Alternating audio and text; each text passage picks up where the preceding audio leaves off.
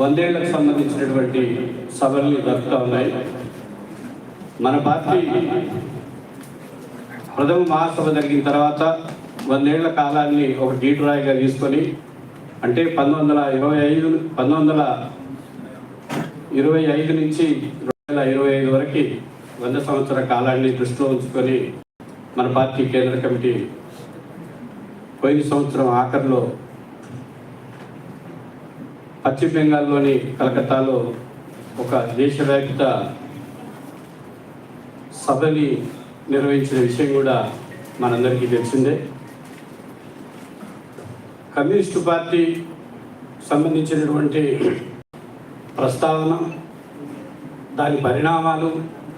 దాని ప్రయాణం, అది ఎదుర్కొంటున్నటువంటి అనేక రకాల సమస్యలపై చర్చలు జరుగుతున్నాయి. ప్రత్యేకించి తెలంగాణ రాష్ట్రంలో ఇటీవలి కాలంలో విప్లవ సంస్థల్లో వస్తున్నటువంటి అనేక మార్పులు, పాలకవర్గాలు అనుసరిస్తున్నటువంటి విషయాల మీద ఒక పెద్ద చర్చ జరుగుతూ ఉన్నది. కలకత్తాలో మన పార్టీ 100వ సభ జరుపుకున్న తర్వాత దేశవ్యాప్తంగా వాటికి సంబంధించినటువంటి స్పిరిట్ని, అవగాహన కింది వరకు తీసుకెళ్లాలని ఏదైతే పిలుపునిచ్చిందో, అంతేకాకుండా ఇవాళ కాషాయ ప్రభుత్వం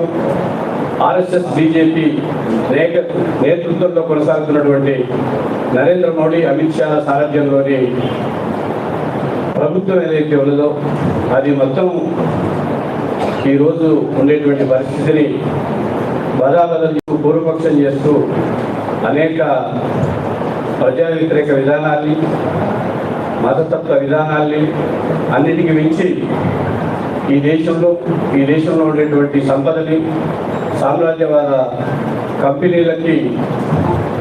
అప్పటి ఒక దుర్మార్గమైనటువంటి ఒక పచ్చి మతరాజ్యంగా భారతదేశాన్ని మార్చాలనేటువంటి పద్ధతుల్లో ముందుకొస్తున్నప్పుడు వాటికి వ్యతిరేకంగా పార్టీ శ్రేణులు పూర్తి స్థాయిలో వీటి మీద కేంద్రీకరించి ఒక సమరశీల ఉద్యమాలకి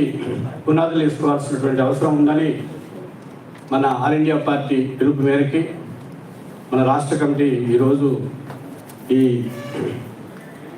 సభను నిర్వహిస్తూ ఉంది.